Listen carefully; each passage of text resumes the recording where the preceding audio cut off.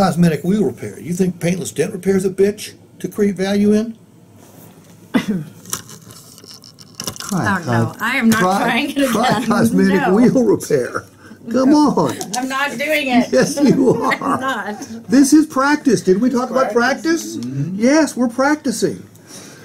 I'm going to give you some. I'm going to give you some visual aids that you ought to be able to clean house in this town with, creating Advantage accounts. You ought to be able to make yourself another 50, 60, 70 grand a year.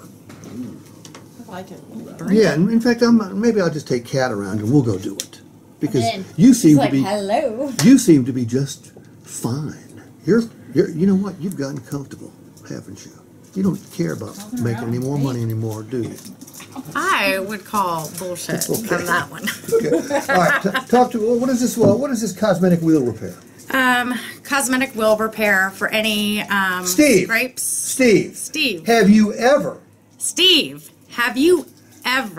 going through a drive-in banking or fast food drive-through, scraped a wheel on a curb? Scraped a wheel on a curb. And Steve, how did that make you feel? Well, it pissed me off. Oh, I know. I've done it myself too. Did you immediately Google where to get a scraped wheel fixed? I didn't even know they could get fixed like that. Well, yes, they can. Really? Yes.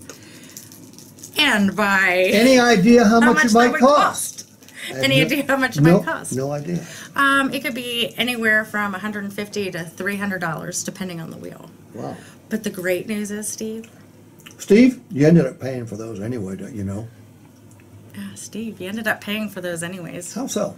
Well, when you traded your vehicle in, we don't want to resell it to the next customer with scraped wheels. We're going to have to go ahead and get that fixed. Nobody wants to buy a vehicle with scraped up alloy wheels. Okay. But you know what, Steve? It's one of the great benefits of buying your car here at Wade Ford.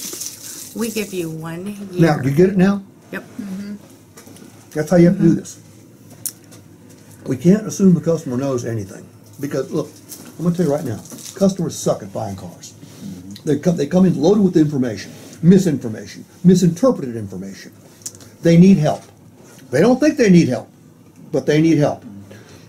The better you position yourself as someone who can help them, the more information you give them about how to help them, the more cars people are going to buy from you.